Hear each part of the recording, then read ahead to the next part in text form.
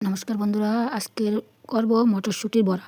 এই দাও, কেটে ধুয়ে পরিষ্কার করে নিয়ে এসেছি। এইবারে এটা সেদ্ধ করে নিয়েছি, শুধু জলে সেদ্ধ করে নিয়েছি। এইবারে শিলনোড়ায় বেটে আনবো। তোমরা পুরো ভিডিওটা দেখতে থাকো। এই দেখো, মটরশুঁটি আমি শিলনোড়ায় বেটে নিয়েছি। চিনি, ধনের গুঁড়ো, গোলমরিচের গুঁড়ো, লবণ, হলুদ, কালো জিরে আর শুকনো লঙ্কার গুঁড়ো দিয়ে দেবো, ধনে পাতা আর দিয়ে দেবো চালের গুঁড়ো। এইবার অল্প জল দিয়ে মেখে নেব।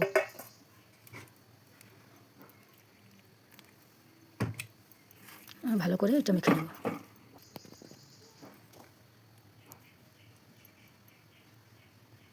এবার গ্যাসটা ধরিয়ে দিয়েছি, কড়াই গরম হয়ে গেছে, দিয়ে দেবো তেল। এই দেখো, মাখা হয়ে গেছে। এইবারে গ্যাস ধরিয়ে দিয়েছি, কড়াই গরম হয়ে গেছে। বড়াটা দিয়ে দেবো। এই দেখো কত সুন্দর বড়া হচ্ছে। বড়াটা উল্টে দেবো। এবার তুলে নেব। দেখো কত সুন্দর লাল লাল হয়েছে, খেতেও অসাধারণ লাগবে। দেখো মটরশুঁটির বড়া পুরো রেডি, কত সুন্দর মুচমুচে হয়েছে। এই দেখো, খেতেও অসাধারণ লাগবে।